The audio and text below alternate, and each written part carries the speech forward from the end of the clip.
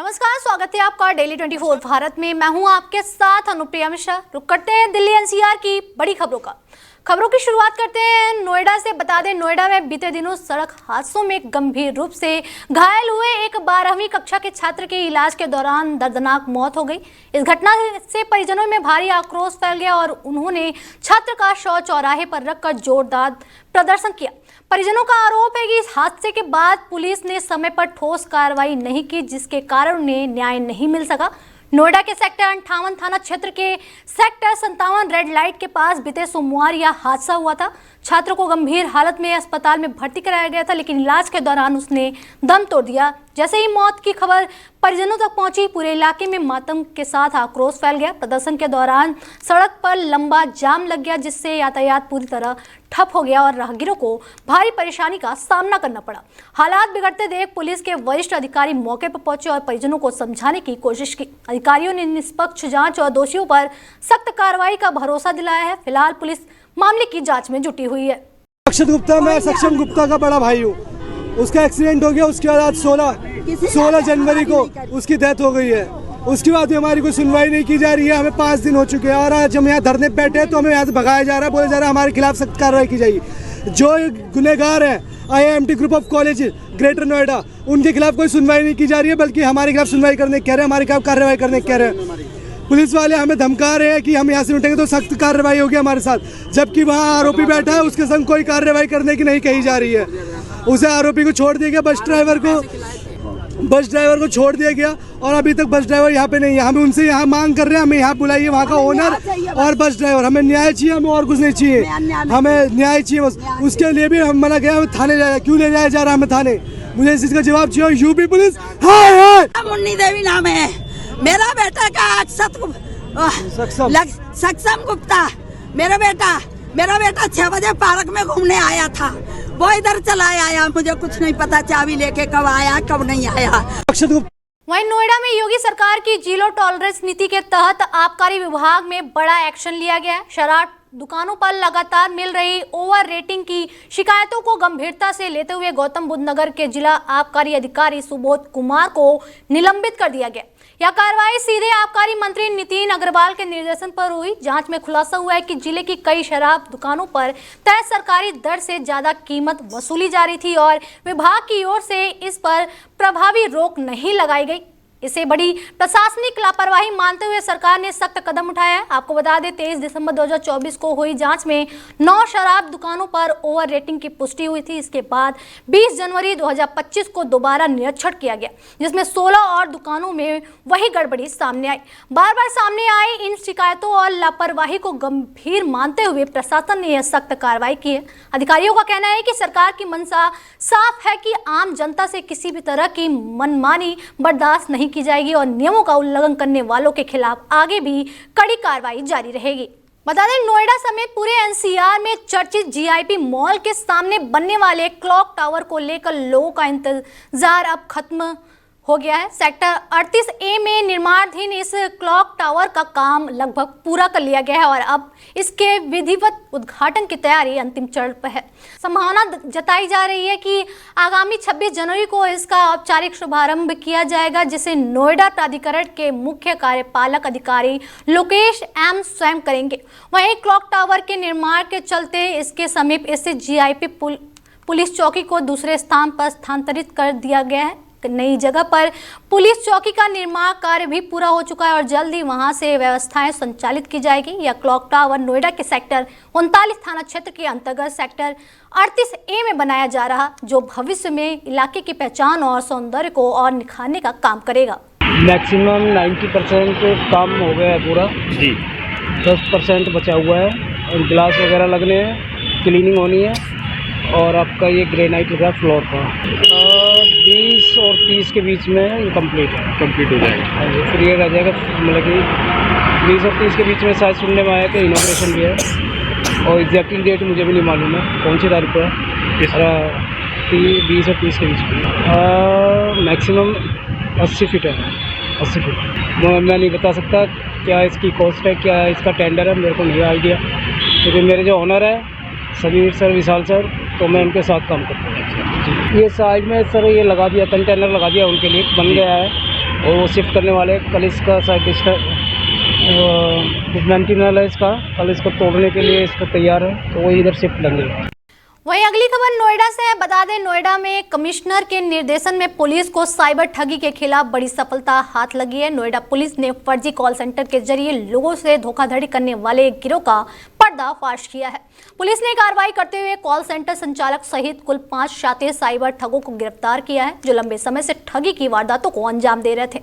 Police जांच में सामने आया है कि आरोपी बीमा पॉलिसी रिन्यू करवाने के नाम पर भोले भाले लोगों को कॉल करते थे और उन्हें झांसे में लेकर पैसे ठग लेते थे। छापेमारी के दौरान पुलिस ने मौके से एक लैपटॉप, 16 मोबाइल फोन, एक प्रिंटर और अन्य इलेक्ट्रॉनिक सामान बरामद किया है, जिनका इस्तेमाल ठगी के लिए किया जा रहा था।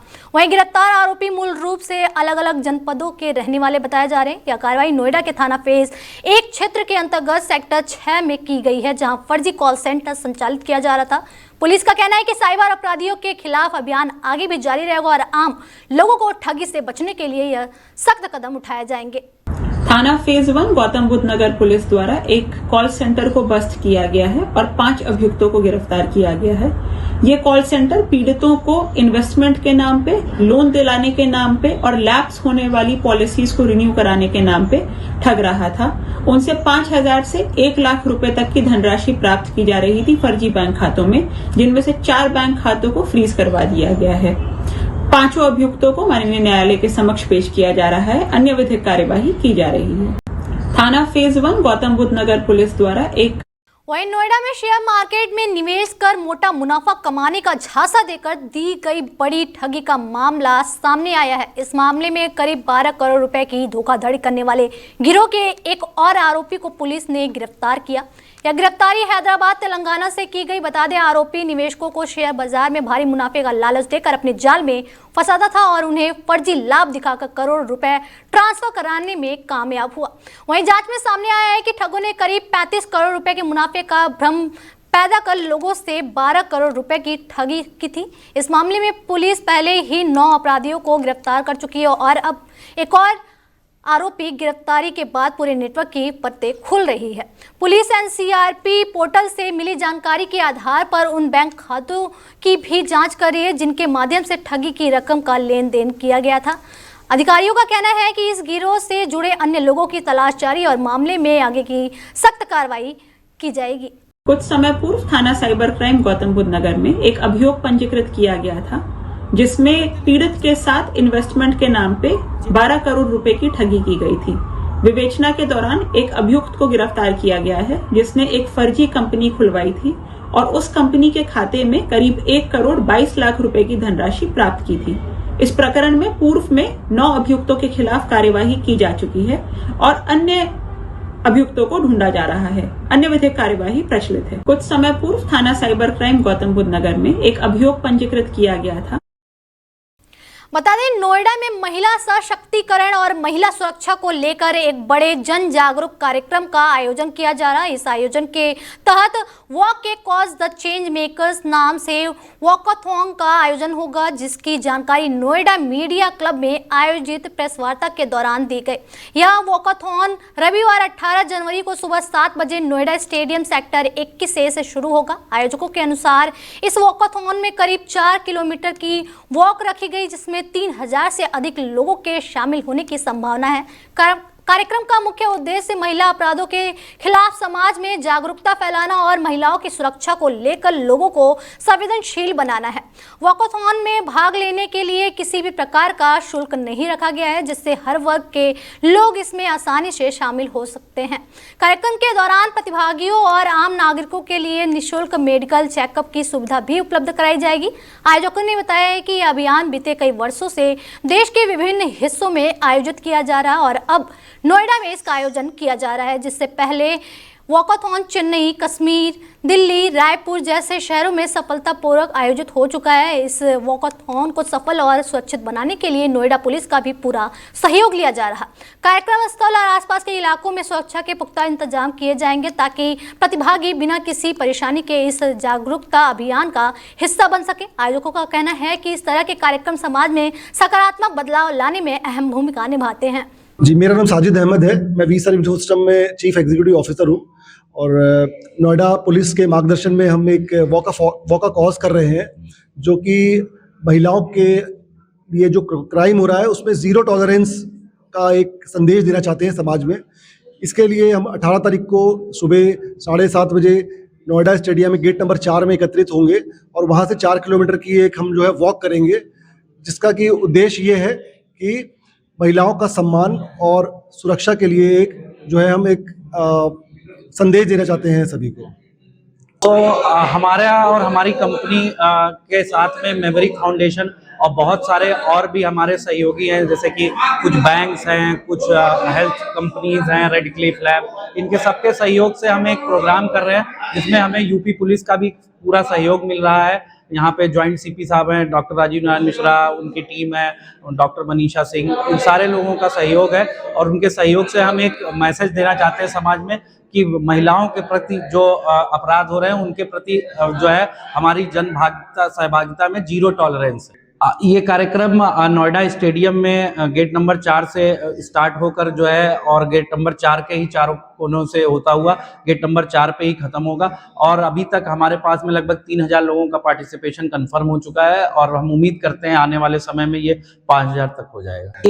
एक कलेक्टिव एफर्ट है जहाँ पे जन भागीदारी है, जहाँ पे लोगों को और पुलिस के बीच में जो बहुत सारी योजनाएं हैं, प्रधानमंत्री जी की, मुख्यमंत्री जी का मिशन शक्ति प्रोग्राम है, उन सारे योजनाओं को अवेयर करने के लिए एक वॉक है। जी, मेरा नाम साजिद अहमद है, मैं वी-सर्विस सिस्टम में चीफ। वहीं गाजियाबाद में एक क्विक कॉमर्स कंपनी में काम कर रहे डिलीवरी राइडर्स की सुरक्षा को लेकर सरकार ने सख्त रुख अपनाया है। हाल ही के दिनों में देश भर में राइडर्स की हड़ताल और लगातार सामने आ रही सड़क दुर्घटनाओं के बाद इस मुद्दे को गंभीरता से लिया गया। सरकार का मानना है कि 10 मिनट में डिलीवरी जैसे वादे राइडर्स पर अनावश्यक दबाव डालते हैं, जिसके चलते वे तेज रफ्तार और असुरक्षित तरीके से वाहन चलाने को मजबूर हो जाते हैं। इससे न केवल उनकी जान खतरे में पड़ती है बल्कि सड़क पर चलने वाले अन्य लोगों की सुरक्षा भी प्रभावित होती है। इसी वजह से सरकार ने क्विक कॉमर्स कंपनियों को अपने प्रचार और वादों से बेहद कम समय में डिलीवरी के दावों को हटाने के निर्देश दिए हैं। कई प्लेटफॉर्म्स ने अपने विज्ञापनों से 10 मिनट की डिलीवरी का दावा हटाने भी शुरू कर दिया है। हालांकि कुछ इलाकों में अभी भी ऐप्स पर डिलीवरी का समय 10 मिनट से कम दिखाया जा रहा है,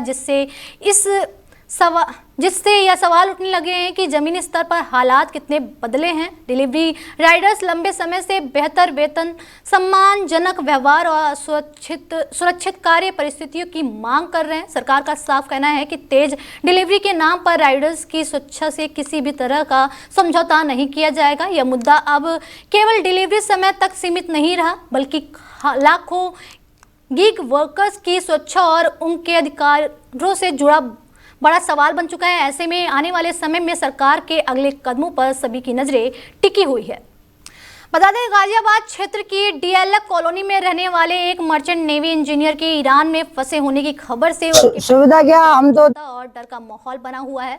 जानकारी के अनुसार वह एक विदेशी मालवाहक जहाज पर 3rd इंजीनियर के पद पर कार्यरत है। बताया जा रहा है कि ईरान की रिवोल्यूशनरी गार्ड ने इस जहाज को अपने नियंत्रण में ले लिया और जहाज पर मौजूद कुल 16 क्रू मेंबर्स को हिरासत में रखा गया है। इस घटना के सामने आने के बाद से इंजीनियर के माता-पिता, जो गाजियाबाद में रहते हैं, मानसिक रूप से बेहद परेशान हैं। परिवार का कहना है कि घटना के बाद से उनके बेटे से किसी भी तरह का संपर्क नहीं हो पा रहा, जिससे उनकी बेचैनी लगातार बढ़ती जा रही। परिजन हर पल किसी अच्छी खबर का इंतजार कर रहे हैं। परिवार ने केंद्र सरकार से मामले में तुरंत हस्तक्षेप करने की अपील की और बेटे की सुरक्षित वापसी की गुहार लगाई है। उनका कहना है कि यह सिर्फ उनके परिवार का ही नहीं बल्कि देश के एक नागरिक की सुरक्षा का सवाल है। इस घटना ने पूरे इलाके में चिंता का माहौल पैदा कर दिया है और लोग सरकार से जल्द ठोस कदम उठाने की उम्मीद कर रहे हैं। फंसा हुआ है मेरा बच्चा और मैं भारत सरकार से हाथ जोड़ कर विनती करती हूँ कि मेरा बच्चा वहाँ से निकाल लें। अभी तक आपने भारत सरकार को लेटर लिखा क्या कुछ? वो तो मेरे हस्बैंड ने करा है, जो कुछ करा है, मुझे तो कुछ पता नहीं होता। कितने बच्चे हैं आपके? मेरे 3 बच्चे हैं, एक बेटा है, 2 बेटी हैं, बेटा छोटा है सबसे। लास्ट टाइम कब बात हुई थी आपकी? मुझे दिसंबर 31 को। क्या कुछ कहा था उस वक्त? उसने यही कहा था मेरे 6 महीने होने वाले हैं और मैं वो घर वापस आने वाला हूँ। मैंने लेटर दे दिया उनको लिख के। क्या केतन ने आपको बताया था कि वो ईरान गया है? कितने भारतीय उसके साथ थे? नहीं, उसकी मेरी कोई बात हुई नहीं है। और कैप्टन के भाई का फोन आया था कि आपका बेटा, मतलब बेटा नहीं, पूरी शिप पे जो भी थे वो गिरफ्तार हो चुके हैं। और हाँ, कैप्टन ने क्या कुछ बताया किस वजह से उन्हें गिरफ्तार किया गया? वो मुझे ये नहीं पता, पेट्रोल वेट्रोल का कोई चक्कर होगा उनका, तेल वेल का, मुझे नहीं पता इसके बारे में कुछ। तो क्या उम्मीदें लगाए बैठी हो? मैं उम्मीद यही लगा बैठी हूँ, बस मेरा बच्चा आ जाए, जिसके भी बच्चे हैं वहाँ पे, भगवान उसके सारे सबके बच्चे वापस दे दे। क्या कुछ काम करते हैं केतन? थर्ड इंजीनियर है शिप पे। आपकी आखिरी बार बात कब हुई थी केतन से? आखिरी बात 31 दिसंबर को हुई है, जब उसका 6 महीने का कॉन्ट्रैक्ट पूरा हो रहा था। कहता बस मैं अब साइन ऑफ का लेटर डाल रहा हूँ, जैसे मुझे साइन ऑफ हो जाएगा मैं घर आ जाऊँगा। आपके पास किसका फ़ोन आया था और उसने क्या कहा? नहीं, वो हमें पता नहीं, अननोन नंबर था, मैं नहीं जानता उसका। लेकिन बाद में पता लगा कि कैप्टन का भाई यहाँ कहीं है। कैप्टन के भाई को पता लगा कि भाई ये शिप के सारे मेंबर्स अरेस्ट हो चुके हैं, और किस वजह से अरेस्ट हुआ है ये नहीं पता लगा। अच्छा, टोटल कितने लोग अरेस्ट हुए हैं वहाँ? क्या कुछ बताया उन्होंने? कैप्टन समेत 10 लोग। कैप्टन से 10 लोग। अब तक आपने केतन की रिहाई के लिए क्या क्या किया है? भाई हमने पीएमओ ऑफिस में लेटर डाला है, डीजी शिपिंग में लेटर डाला है, और आपके इनको भी प्रधानमंत्री एलजी सबको हमने। अच्छा, भारत सरकार से अब आपकी क्या मांगे हैं, क्या किस तरीके की? बस मांग हमारी सिर्फ यही है कि हमारे बेटे को सकुशल वापस घर भेजें। या मेरी ये ईरान में फंसा हुआ है मेरा बच्चा, और मैं भारत सरकार से हाथ जोड़ कर विनती करती हूँ।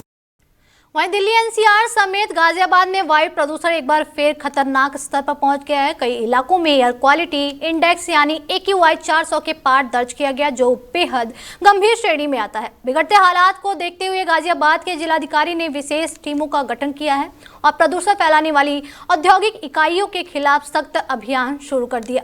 अब तक 9 फैक्ट्रियों को सील कर दिया जा चुका है। प्रशासन ने चेतावनी दी है कि नियम तोड़ने वाली कंपनियों का बिजली कनेक्शन काटा जाएगा, संपत्ति सील होगी और दोषियों पर FIR दर्ज कर कड़ी कानूनी कार्रवाई की जाएगी। वायु प्रदूषण एक बड़ी समस्या है जिसको लेकर हम लोग लगातार हर वर्ष जो AQI खराब हो जाता है उसको भी हम देखते हैं, स्मोक की भी जो परिस्थिति उत्पन्न होती है उसे भी देखते हैं।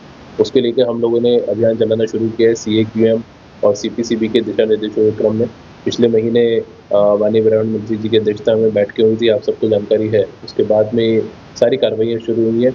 परसों हम लोगों ने 6 एयर पॉल्यूटिंग इंडस्ट्रीज़ को बंद कराया, सील किया है, और कल हम लोगों ने 3 एयर पॉल्यूटिंग इंडस्ट्रीज़ को सील किया है। आगे भी लगातार ये अभियान जारी रहेगा। मैं आपसे भी मीडिया के मित्रों के माध्यम से जो भी ऐसी यूनिट्स हैं जो एयर पॉल्यूटिंग यूनिट्स हैं और जिनका कोई लाइसेंस नहीं है, आप सबको मैं चेतावनी दूंगा ये तत्काल प्रभाव से अपनी यूनिट्स को बंद कर दें, नहीं तो हम इस पर FIR भी कराएंगे। विद्युत कनेक्शन भी हम लोग सील करेंगे, प्रॉपर्टी को भी सील करेंगे। ये बिल्कुल भी नहीं चल सकता है कि कुछ लोग अपने निहित स्वार्थों के कारण और आम जनमानस के स्वास्थ्य से खिलवाड़ करें, और निश्चित रूप से बहुत कड़ी कार्रवाई हम इसमें आने वाले दिनों में भी करने जा रहे हैं। सर, पूर्व प्रशासन द्वारा कई कदम उठाए गए हैं इंधन की सफाई के ऊपर, लेकिन कमोबेश से देखने को मिलता है जितने भी फैक्ट्रीज हैं उनका जो गंदा पानी है, खासकर अगर जीन्स वगैरह की जो फैक्ट्री है उनका पानी उससे ज़्यादा उनको लेकर नहीं, बिल्कुल वही मैंने कहा कि 9 हम बंद करा चुके हैं और आगे जितनी भी है उसको सबको बंद कराएंगे। आप देख रहे होंगे कि NCR में कैंसर और अन्य इस प्रकार के असाध्य रोग बढ़ते जा रहे हैं, जिसका कारण ये सारे इस प्रकार के निहित स्वार्थी तत्व हैं जो बिना किसी पर्यावरण के नॉर्म्स को पूरा किए बिना अपने निहित स्वार्थों के कारण ऐसी इंडस्ट्रीज को चलाते हैं, जिसके कारण ये लोगों के लिए जन स्वास्थ्य की समस्या उत्पन्न हो रही है। और बहुत हैवी हैंड से हम लोग इस पर कार्रवाई करेंगे, इस पर 0 टॉलरेंस की नीति रखेंगे और किसी भी व्यक्ति के स्वास्थ्य से इस प्रकार की इकाइयों को खिलवाड़ करने की इजाजत दी है। वायु प्रदूषण एक अगली खबर गाजियाबाद से है। बता दें, गाजियाबाद क्रॉसिंग रिपब्लिक थाना क्षेत्र में शुक्रवार देर रात बेखौफ बदमाशों ने खुलेआम फायरिंग कर इलाके में दहशत फैला दी। अवैध हथियार से 2 राउंड गोलियां चलाई गई, जिसमें से एक गोली घर के बाहर रखे फ्रिज में जा लगी। गनीमत रही कि इस हमले में कोई जनहानि नहीं हुई, वरना बड़ा हादसा हो सकता था। वहीं पीड़ित नरेंद्र सिंह के मुताबिक रात करीब 11:30 बजे गली के ही 4 लोगों के घर पहुंचे और गाली गलौज करने लगे। विरोध करने पर आरोपियों ने गेट पर लात घुसे मारे और फिर जान से मारने की नीयत से फायरिंग कर दी। अचानक हुई इस घटना से पूरे इलाके में अफरा तफरी मच गई और लोग दहशत में आ गए हैं। घटना के तुरंत बाद पीड़ित ने डायल 112 पर सूचना दी। वहीं मौके पर पहुंची पुलिस ने पूरे घटना का निरीक्षण किया, लेकिन आरोप है कि 12 घंटे से ज्यादा समय बीत जाने के बाद भी अब तक कोई ठोस कार्रवाई नहीं की गई, जिससे पीड़ित परिवार खुद को असुरक्षित महसूस कर रहा। बता दें, परिवार ने प्रशासन से सख्त कार्रवाई और सुरक्षा की मांग की है। चौहान महाराणा नगर का रहने वाला। क्या घटना घटी आपके साथ? हमारे यहाँ रात 12 बजे करीब में 4-5 बंदे आए। उन्होंने पहले हमारे गेट बजाए, जोरों से गालियां दी, गेटों में ईंट मारी, फिर बाद में फायरिंग करी। इसके बाद पुलिस को सूचना दिया आपने? उसी टाइम ने रात को 112 में कॉल की थी। पुलिस वाले आए, अपना मुआयना करके वो चले गए। उन्होंने अभी तक कोई कार्रवाई हुई नहीं है। 12 घंटे हो चुके हैं इस बात को। क्यों, किन आरोपियों पर आपको शक है? आरोपी 4 तो देखे ही हैं।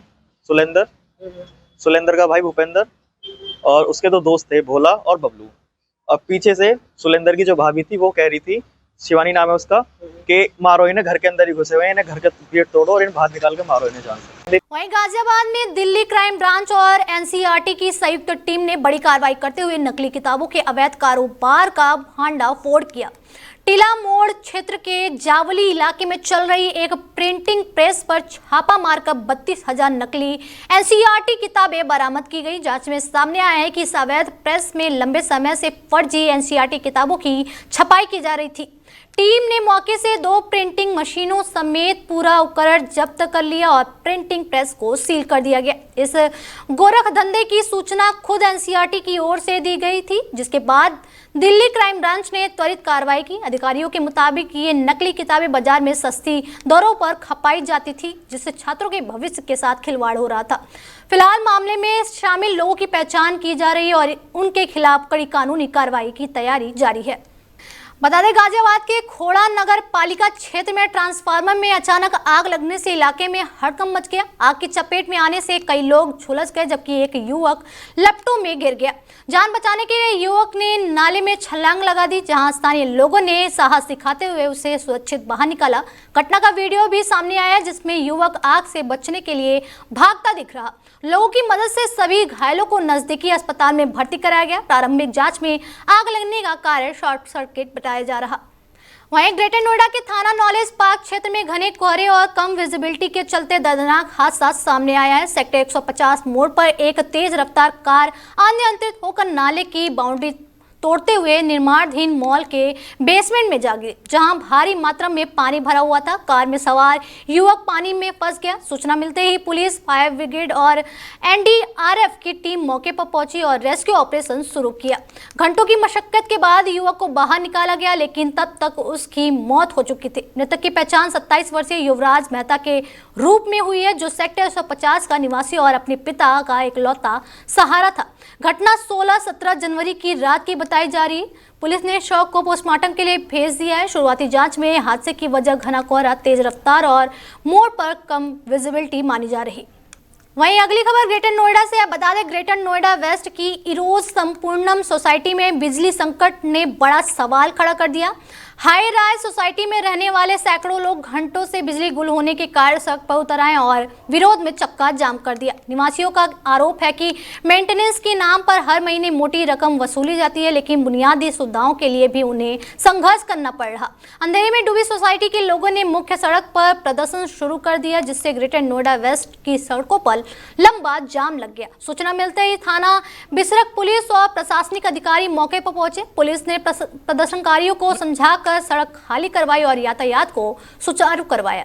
रेजिडेंट्स का कहना है कि इस बार शिकायतों के बावजूद बिजली आपूर्ति दुरुस्त नहीं की जा रही। फिलहाल पुलिस बल मौके पर तैनात है और प्रबंधन से बातचीत कर समाधान निकालने की कोशिश की जा रही है।